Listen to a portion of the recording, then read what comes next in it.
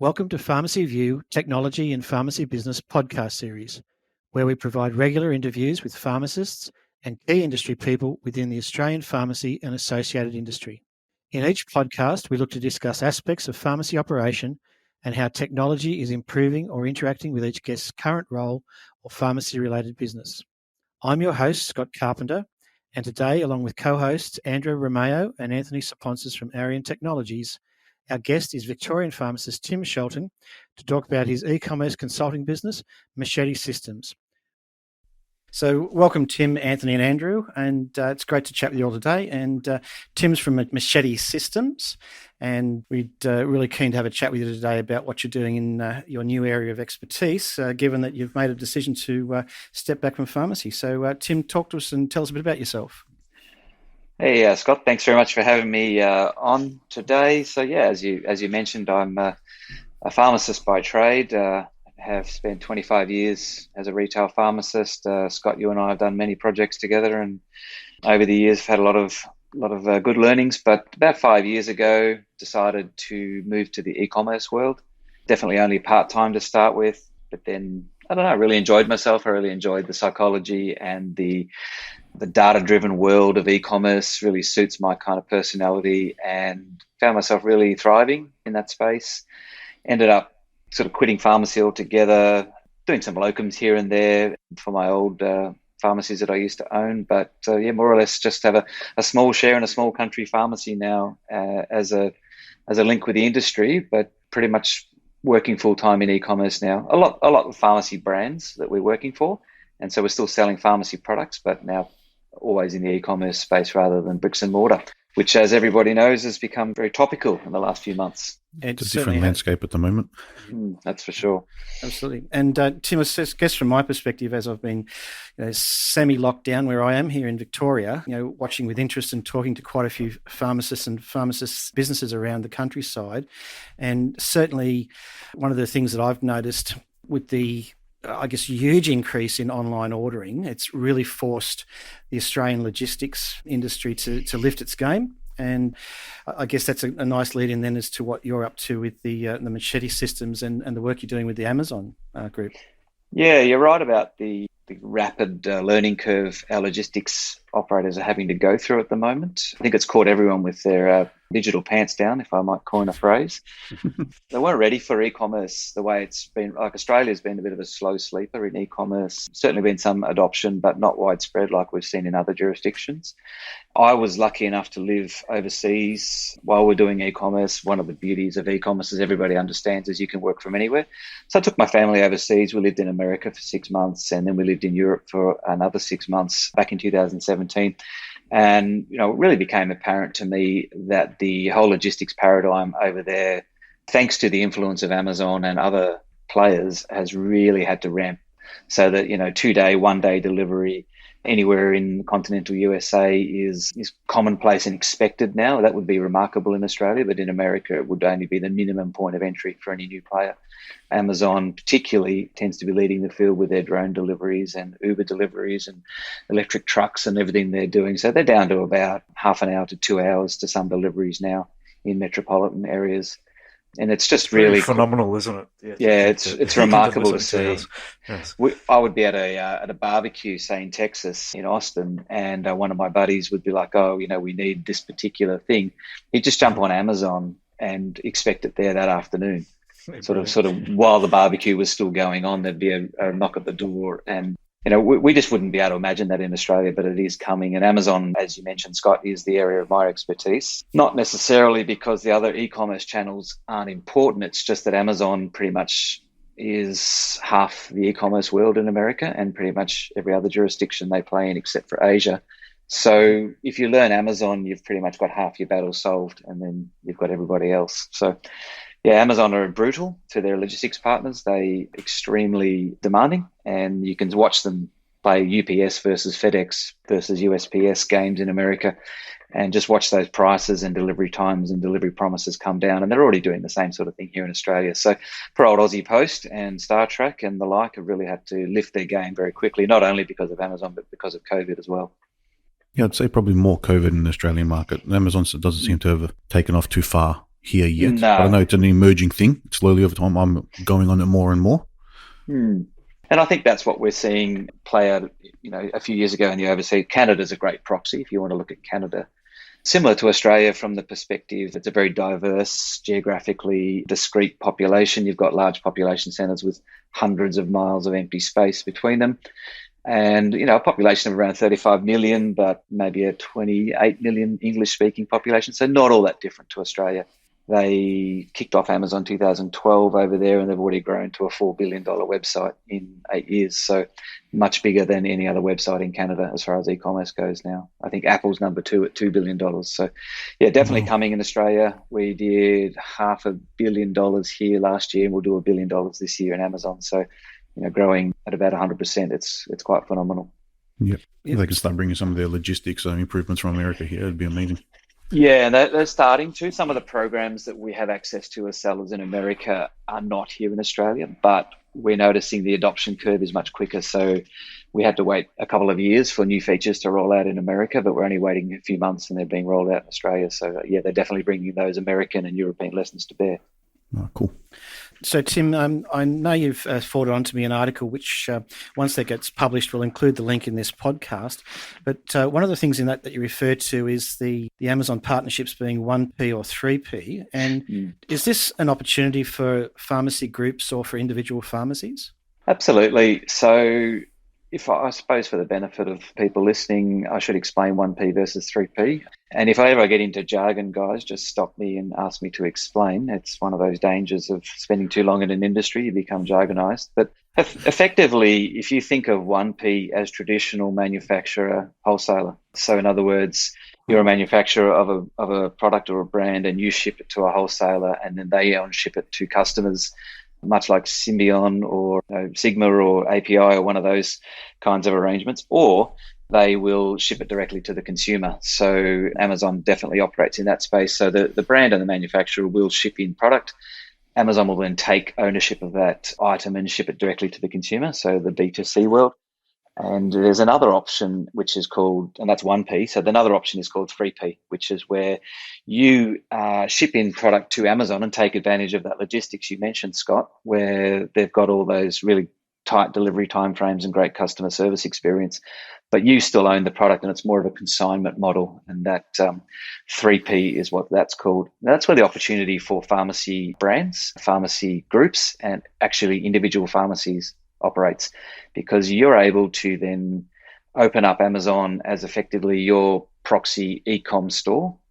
And the beauty of that is if you went and opened your own e-com store, you'd have a lot of trouble getting traffic to that store because you'd have to spend a bunch on advertising and you'd have to try and attract customers, and how you're going to do that in a very crowded space. But if you go and start up your e-com store on Amazon, it's definitely the traffic's already there. You just got to learn how to tap into it. So that's the opportunity. And I guess, Tim, that was one of the other things we were going to discuss was we used the example this morning when we were talking offline. If we're up for a set of headphones or a microphone for a podcast, we might go on to the Amazon website and search microphones or headsets. And the reality is that they're going to actually put up to us probably the most searched products or the most common products. And that may not necessarily be the brand products. And how does that work from your perspective? So that's a good question, and it's something that particularly pharmacy brand owners don't realize, and that applies probably to all brand owners, is that on Amazon, people don't start with a brand in their search. So they'll type in something like headphones under $200 or headphones for podcasting or just headphones with microphone or, some variation of that kind of search. But they rarely, in fact, research has shown only 30% of the time do they include a brand in that search. So what Amazon does is it shows you what's available, but it doesn't care whether or not you're a leading brand or just a white label seller or in my case, I actually went and had my own product manufactured in China, and I was able to compete against very large brands due to that fact that I was taking advantage of the algorithm showing the best performing product, not the best performing brand. And that's a real sort of game changer when it comes to retail landscape, because traditional bricks and mortar retail, as everyone will understand, is all about shelf position and getting shown before the customer. And usually only the big boys can afford to play there. And if you're an independent little brand, you've got no chance of getting an end cap or high shelf space. Whereas when it comes to Amazon, you've got every chance in the world. It's a real level the playing field kind of arrangement. And that's something that people have to learn. So Because Tim, Amazon just wants to deliver the best product to the consumer. Yeah, well, the Amazon Doesn't care algorithm where it is comes all, from. you've got to think it's an algorithmically run company. So they deliver what performs. So whatever the customer likes, whatever the customer reviews, and whatever the customer's happy with at the best price is what they'll serve next time that search term runs in. They couldn't care less if it's the top, Sennheiser brand or Philips or, some dodgy brand from, backwater nowhere that no one has ever heard before. As long as the customer's happy and that sort of customer service loop is completed, that's the brand that'll be dominating on Amazon, which is quite different to normal bricks and mortar.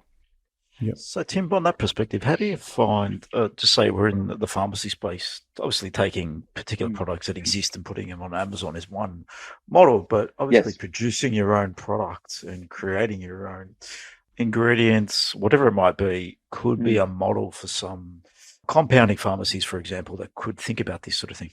Absolutely, Andrew. And that's probably the biggest opportunity, mainly because if you're going to take product that's on your shelf, unless you've got really, really good cost of goods, you're going to struggle to make the Amazon model work for you because of the fulfillment costs, margins, all that sort of thing.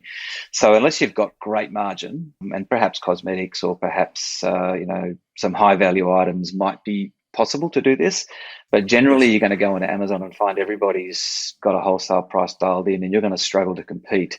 And certainly, in our consultancy, we see a lot of brands that we're helping, and we see little operators, small chemists that have got that brand put up in competition on the same listing, but it is difficult for them to compete on a price when you're the manufacturer coming in at your wholesale pricing. So, but if you're going to take your brand, a brand that you own, that you've designed, or a product that, as you said, you've compounded, or something that you're importing directly for your own pharmacy use, then massive opportunity for you to get millions of new customers overnight. It's a different model, and it's a different way to think rather than just selling what other people's products. Yeah, Amazon has opened up to the eyes to people to create and sell because of that, the logistics side, so you can deliver. And that's probably just to hark back to that 1P versus 3P model. Typically, your bigger brands, your multinational pharma brands are all going down the 1P model because it's easy. You don't have to think. You just ship your product into Amazon and that's the last time you hear of it. But we liken it to the metaphor we like to tell people is think of an iPhone versus a digital SLR camera. So 1P is like an iPhone. It's a point and shoot. Anyone can use it. It's good for most situations, but if you've got experience and technique and ability to use the digital SLR, you're going to outperform an iPhone all day long if you know what you're doing. So 3P is like the digital SLR where you've got every tool, every trick of the book, every back-end kind of API connection available to you that you don't get as a 1P seller. So typically what happens is these 3P sellers that know what they're doing can easily outsell the 1P larger brands because of the way, as I explained earlier, the algorithm works. Mm-hmm. Yeah, it makes a lot of sense. That's definitely a different way of thinking for pharmacists out there, just to see how they can position themselves in this new economy. Because, I think you alluded to it a little bit earlier, when you're building an e-com platform, if you go and build an e-com store, put it online with other people's products, there are so many other pharmacies that are considering doing this now. And how do you market that? How are you going to get people's attention? I think that's probably the biggest thing people should be asking themselves right now, not how do I get online? Because I think if you're asking if every pharmacy goes online with an e-commerce store and they all share 80% of the same product range, what's the differentiation for each store to get customers? Yeah. And when you're up against players like Chem Warehouse, Amazon, all of these larger online pharmacy offerings, what's your strategy? How are you going to outspend these guys to get eyeballs? And so we always say, if you design the best listing in the world, but nobody hears it, is it really a listing? That old sort of cliche, but effectively without traffic, any idea you have on the internet is dead. So, and I think the opportunity for pharmacies, if you have access to a brand at a good price that perhaps is exclusive to you, then Amazon is a real opportunity for you, particularly in that 3P model. You can certainly use the 1P model, but you do lack the ability to differentiate yourself. Think of the iPhone versus the SLR camera. So Tim, if I put that in a slightly different perspective, if we talked about the example of the pharmacies in East Gippsland in Victoria, where you still do a little bit of work every now and again, if they wanted to trade their business online that's an e-commerce platform. But if they've got a specific product or a service or a good that they want to provide, Amazon's their option? Sure. So obviously, as a pharmacy owner in East Gippsland, you've got two options. You can go and build yourself a Shopify store or a Weebly store or one of these kinds of do-it-yourself websites where you can literally put your catalog up there.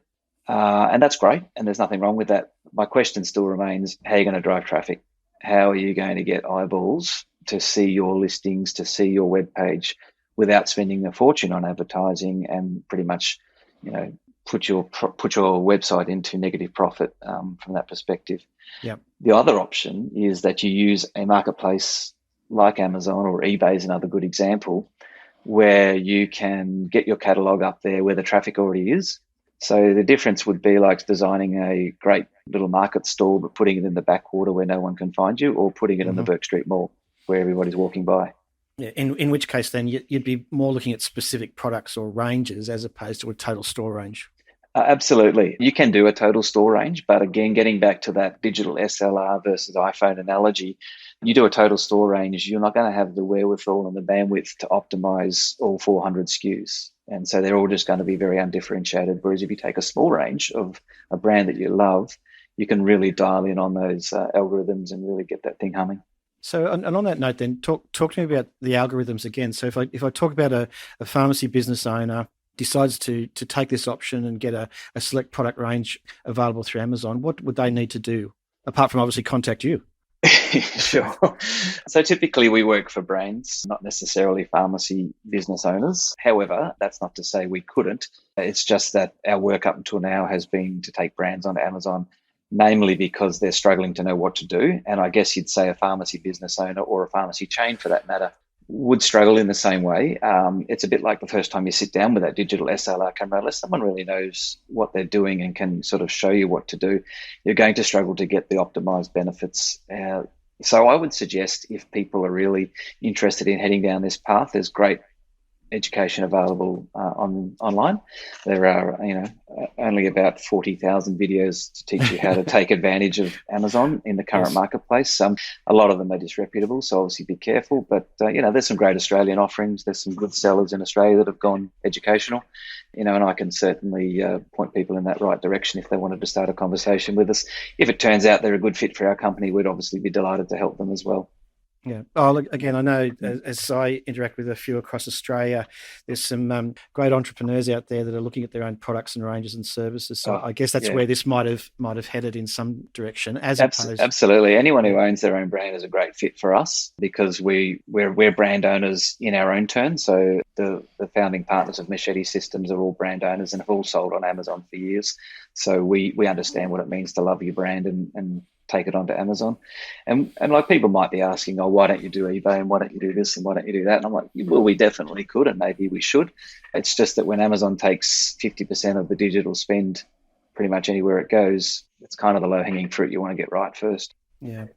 And again, just following on the conversation that we had offline this morning, you've made a great statement that's really resonated with me.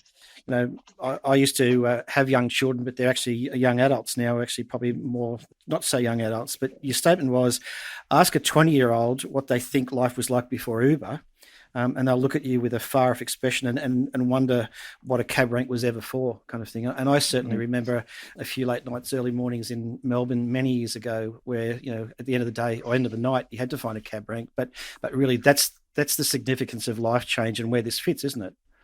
Well, that's right. People have just become used to the digital convenience factor. So, my kids, or my eldest is 22, and, he fails to understand, why would you stand in a line with like 50 other people at night wondering if you'll ever get, a cab to come? And you just can't fathom how you can't have all that information at your fingertips. And it really struck me that, in my lifetime, I'm only, just sub 50. That's changed so much. So it's quite remarkable, the rapid pace change, I suppose. So is that then the analogy in terms of the future market for pharmacy? So again, it's certainly within Australia, the baby boomer, post-baby boomer, the retirees is a significant chunk of the Australian pharmacy market. But if pharmacy in its current form doesn't somehow embrace this level of digital technology, they run the risk of becoming obsolete to the newer markets? The trouble is, Scott, while ever pharmacy doesn't occupy the digital space, you leave that seat open for someone else to come play in. So, yeah, I definitely agree. And this is sort of something that drove me into e-commerce 5 years ago, was my fear that if we didn't do something in e-commerce, then e-commerce would happen without us anyway, much like what the taxi industry was, assassinated by the Uber industry because they reacted too slow. Uber didn't need to happen to taxis. It's just because they didn't really occupy that digital space that was happening. And it's the same for pharmacy. And I'm afraid Amazon is a major culprit when it comes to chasing after our dollars in pharmacy. Amazon's very much got their sights on pharmacy as an offering. They really understand that their choice, range, and logistics capabilities are a great fit for pharmacy. So, make no mistake, they've definitely got their eye on pharmacy as an area they want to get into as soon as the regulatory framework allows such a thing, much like Coles and Woolies. But the difference with Amazon is they can deliver. Yeah, and look, I think that's a good lead into the next point then, is that, Andrew and Anthony have had a bit of experience in the pharmacy industry as well now, and there's been probably for the last 10 years, maybe even a bit longer, a real push or desire to have access to analytics in pharmacy. One of the things that you highlighted to me was the fact that Amazon actually also have analytics on what customers are looking for but couldn't find. And that was really scary for me, because we see great retail businesses stocked with product and range, but we never really kind of capture what the customer didn't get when they came in. Yeah. Imagine if you could design your pharmacy. Let's everybody go back and pretend you're not a pharmacy owner at this point. Imagine if you could design your pharmacy based on data that, a company was telling you of exactly what customers are going to want and exactly what they're going to want to pay for it, exactly how they're going to search for it, exactly what pathway and what corridors they're going to take to get to that product. And imagine if you could design your pharmacy from the ground, like sort of reverse engineer it in a way, because what we tend to do is go and build a pharmacy, stock it full of stuff, as you say, and kind of hope that we've got it right. The new data age is just all backwards. So now we say, all right, let's have a look at what customers are looking for. Let's have a look at what they're buying. And more importantly, let's have a look at what they're looking for and not finding. All that information is now being made available by Amazon and other e-com players. So it's pretty powerful stuff. How much could you cut down your range and not buy as many gifts? You always see in every pharmacy there's a gift section with just stuff piled up there. Yeah, with a stock tone of 0.2 or something. Yeah.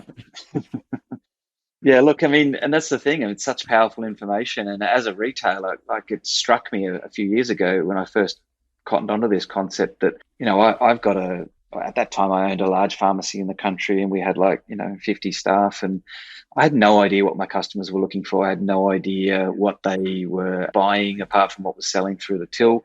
I had no idea what they were buying elsewhere. I had no idea what they were coming into the store, walking around and walking out without buying. None of that was known to me. And it struck me for the first time when I started selling on Amazon that all of that information was now available, including what other brands they were buying elsewhere. And it's like, wow, that's cool as a retailer. I love it. Yeah, you know what to focus on, where to drive your efforts. Now, just touching back to what we mentioned earlier, if a brand or a pharmacy can make their own products, what sort of products are we talking about? Is that like getting an existing thing and white labeling it and making it Anthony's Pharmacy brand? Or is it trying to create your own thing from scratch? Both options are completely valid. So, and I have friends who've done exactly these things. So, and we're actually consulting with some pharmacists at the moment that are doing this exact same thing. So we can go down the white label pathway, and then for the folks at home, obviously you take something that's existing, you go to a manufacturer either here or overseas, you get your sort of slant on it. And that's another thing that, talking of that data, Amazon will tell you what people hate about what they're buying too. So you can actually pull down data on what needs to be improved, what isn't working, why we should have this or we should have that. All of that data is available to the brand owner. So that's a great opportunity to white label. Or if you've identified a gap in the market, in other words, there's people wanting something new for cold sores, but they're not happy with any of the current options, and you have got a great cold sore formulation. There's a great sort of private label, do from scratch kind of offer, as you were saying, Anthony.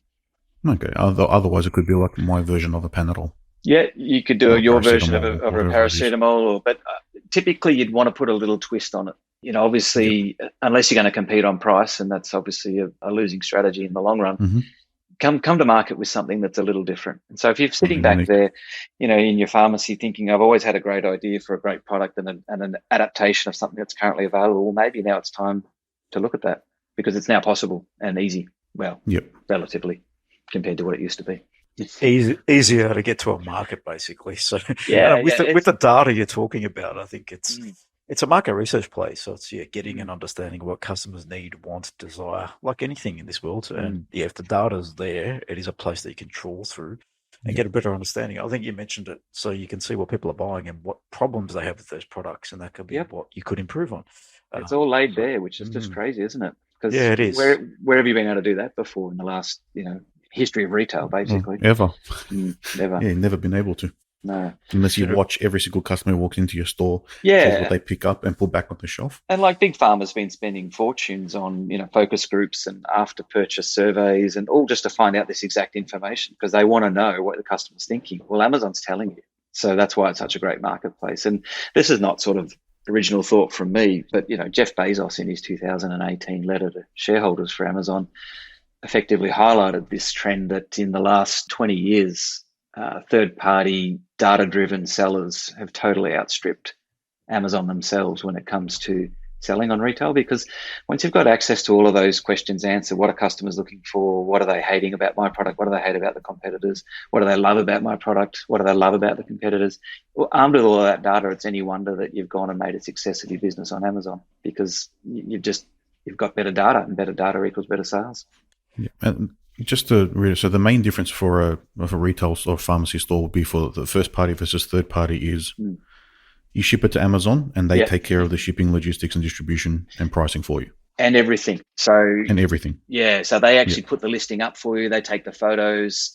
They do the title, the bullets, the description, the digital landscape is all written by them. And they very much follow a formula, and they're not the best at it. I've got to be honest.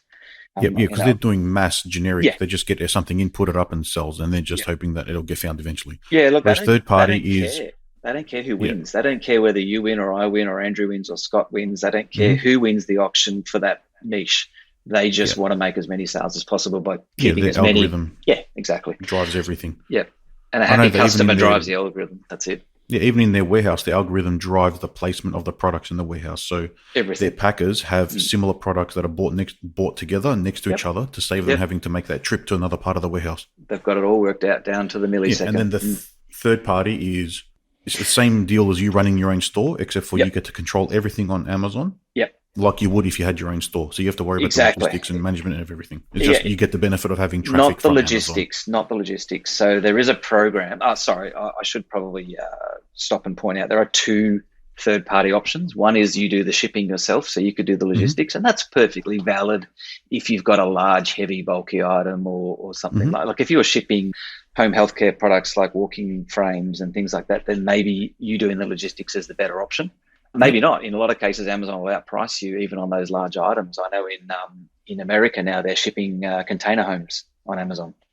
Cheaper than the manufacturer can ship to a customer. So they're like for 75 the volume they get. Yeah, that's it. So look, maybe not, and it's worth checking out if you've got large items. But typically for a small pharmacy item, you'd take advantage of 3P FBA program. And the FBA stands for Fulfillment by Amazon. And what that basically means is you'll ship in an outer or a gross or, a couple of boxes of whatever it is you're trying to sell on Amazon. And yes, you'll set up your store and do all of that sort of thing. But Amazon will take care of the shipping. Amazon will take care of the customer logistics. And so you've got the advantage of Amazon, but the control of your own store. So it's the best of both worlds. For some retail pharmacies, I would say that's probably a smart choice, simply because in the discussions we've had in the past, it's getting online is very different to then changing your internal store processes and fulfilling those orders in a timely manner to get them to your customers. It's absolutely punishing on Amazon because they're obsessed with the customer satisfaction flywheel. If you miss a shipment deadline, they'll shut your account down. They'll just say, "Oh, we don't want to partner with you anymore." So you've built all of this, or your inventory has to be taken back at your cost. It's just a disaster. So if you don't have the logistics, and we don't recommend people try it themselves unless they're really good at it, then you're better off letting Amazon do it. Yeah, because it's a different beast to running a normal pharmacy, having the online orders come in and having people dedicated to deal with those as they come in and ship them out timely. Yeah. And manage that process. Because then you've got stock you have to worry about from two different places being sold and being updated and going in and out of the shop all day. Yeah, imagine it's just another layer of headache, and they're already busy pharmacists. I just think it's fraught with danger if you're going to go down that path, unless you've really got your ducks in a row. So, Tim, just based on this conversation, if I was listening in, a pharmacist out there listening into this conversation, just you're opening up my eyes to e-com and Amazon. Where would I start? So, what would be my first step if I was to actually want to look into this? I guess you're supposed to. I would suggest that you begin with the end in mind. So, what do you want to be? Do you want to be a wholesaler selling the same kind of ranges that you're selling in your shop right now? Mm-hmm. Or do you want to develop your own brand and sell that on Amazon? Because they're very different pathways. Yes. So one is sort of a broad wholesale, large SKU count, sort of large SKU catalog. The other one is a very tight niche focus. And what you need to learn to do is depending on which of those kind of two pathways you choose. So that way the first thing is begin with the end in mind. What are you going to do? Are you building your own brand, or are you just going to be a wholesaler? And there are chemists in Australia that have done this very well. So they may only have, I think there's a couple that I could mention, I won't on this podcast, have got 7 or 8 outlets in Sydney. Yes. But they're really doing well on Amazon because they've gone with that broad SKU range approach. They don't own any of the brands, but they're reselling other people's brands and doing quite well. Okay. So that's an option. Probably not the option that I would take if I'm sitting at home listening to this, because they're already there, they're good, and you're a long way behind the 8 ball, and you've got no real way to differentiate yourself apart on price. Yeah, it's all a price conversation. That's it. Yeah, yes. And unless you've got great access to great product at great price, then one P is not an option for you, because Amazon's going to give you a wholesale price, which is probably going to be less than what you can buy it for anyway. Okay. And 3P is probably not an option because there's other great sellers out there already doing it. Unless, as I said, you've got access to great product at a great price. And people can do their own research by simply going onto Amazon, typing in the product you're thinking of selling and having a look what's going on. It's really, as I said, the information's laid bare right in front of you. Yes. It's not hard to find, is it? It is not hard to check out the reviews as well. Yeah, and check out the reviews. You can do all this, about them. You can do all this research without any training because it's self-intuitive. You can just read it. My 15-year-old could do it. Yeah. So on that front of creating your own product, that's probably where the interesting component of this is, and where the higher margin might play. Absolutely. That's once again the research piece. But what are some of the steps that you might advise someone to look down? Is that niching side? What does that look like? So this is where I'd get back to that comment I made before about being 40,000 different educational type offerings on Amazon, but you really need to rethink the way you do retail when you come to an e-commerce like Amazon. You have to say, where's the market? Where's the traffic? Where's the fast flowing river? Because that's where I want to dip into, not the backwater where there's nobody. You can find a greatest product in the world that solves some amazing thing, but only 5 people a month are looking for that solution. You're never going to sell it because there's just no traffic there. So we always start with traffic. So we learn to find where the traffic is on Amazon, and Amazon makes all of that information public to a degree. They do obfuscate some of it, but they'll tell you where the markets are. They'll tell you what's being underserviced. You just got to go and do some learning and find out if the particular idea you've got in your head has got a market attached to it.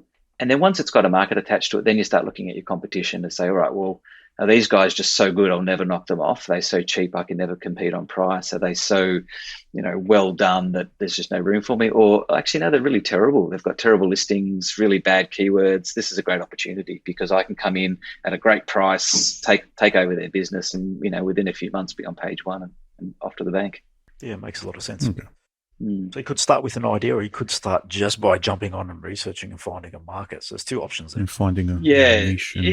Either way works. So you either validate your idea with the market or start with the market and then come up with ideas that match. Yeah. So it's both approaches work. So and we do both in our line of work. We'll actually consult with a brand who maybe wants to go to America. They've got about 40 SKUs in their brand list. We'll go through their SKU list and tell them where the market is gappy.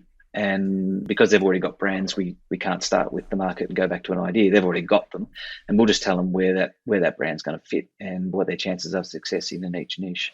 Yeah, it makes a lot of sense. That's cool. And sometimes it's very surprising. And this is something that I think people need to realize, is that just because it sells well in bricks and mortar, it doesn't necessarily translate to good sales on Amazon, and vice versa. Something that's a bit of an also ran on your shelves can really take off on Amazon, and there's still a lot of conjecture as to why that might be, but yeah, it's not uncommon to see that. So Tim, in terms of the future with Amazon, do you see their model changing or morphing again? As far as pharmacy goes, Scott? Oh, I think just in general now. Like, if we say that bricks and mortar was once the place to be and now it's potentially not, at some point in time, the Amazon model may need morphing itself to cater to the next generation.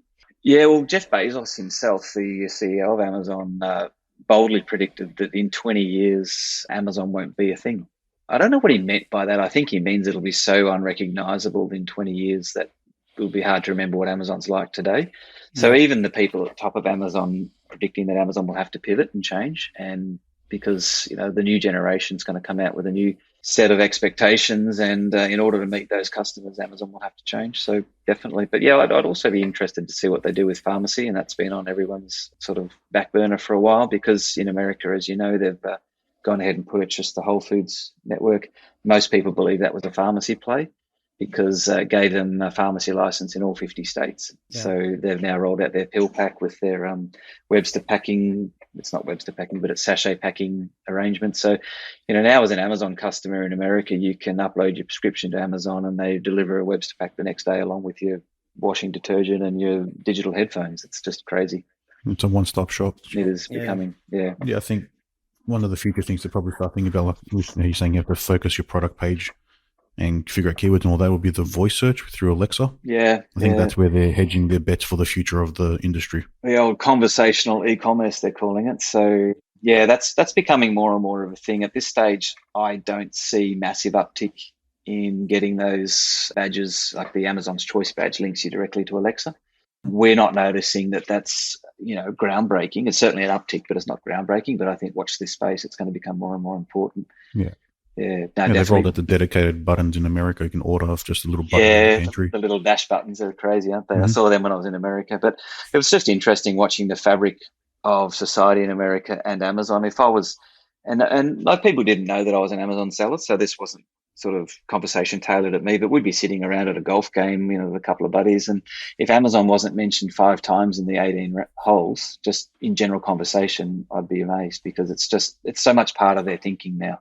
Yeah. And that's kind of where it got me interested in being part of it. And so if people want to read about Amazon and what their design philosophies are and where they're going as a company, there's a fantastic book that I read a few years ago called The Everything Store.